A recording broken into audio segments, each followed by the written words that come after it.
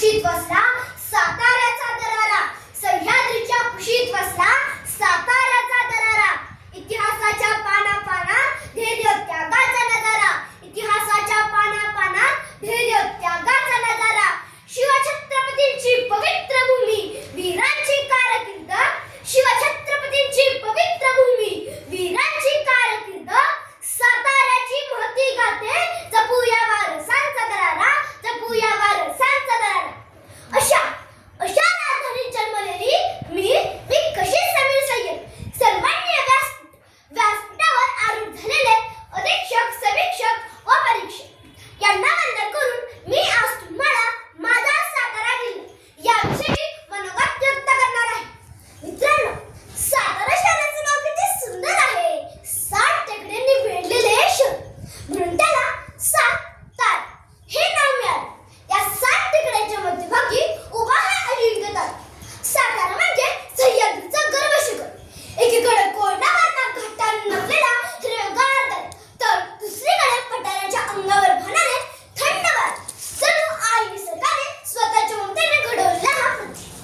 कोयना धरण म्हणजे महाराष्ट्राची जीवन नाही, तर कोयना धरणाचे रुबाबदार पाणी, कास पठारावरील रंगीबेरंगी फुलांचा सडा, महाबळेश्वर पाचगणीचा नयनरम्य दृश्य. सातारा म्हणजे भूगोलाचा रत्नहार. तिथे प्रत्येक पर्वत एक इतिहास सांगतो आणि प्रत्येक दरी नव्या उत्साहाने हाक देते. पुढे कास पठार जगप्रसिद्ध युनेस्कोने जागतिक वारसा म्हणून घोषित केले. साताऱ्यात एकूण 11 तालुके आहेत, जसे की मान, पाटण, खटाव, वाई, कराड इत्यादी तालुक्यांची माहिती किती सांगू तुम्हाला. सातारा जिल्ह्याच्या 4 सीमा आहेत, जसे की पूर्वेला सोलापूर, पश्चिमेला रायगड, दक्षिणेला सांगली आणि उत्तरेला पुणे जिल्हा आहे. म्हणूनच मला असं वाटते, इतिहासाचा साक्षीदार, पराक्रमाचा प्रतीक आणि शौर्याची छाती अभिमानाने फुलवणारा हा असा आहे माझा सातारा, हा असा आहे माझा सातारा.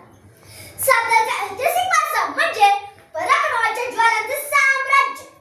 साताऱ्यातील प्रत्येक विटाला इतिहासाचे स्पंदन आहे.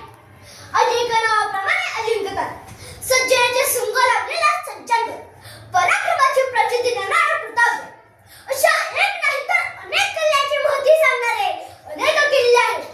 पुढे साताऱ्याच्या शिक्षणाची परंपरा एवढी व्यापक की ज्ञानाची राजधानी म्हटलं तरी कमी पडणार नाही.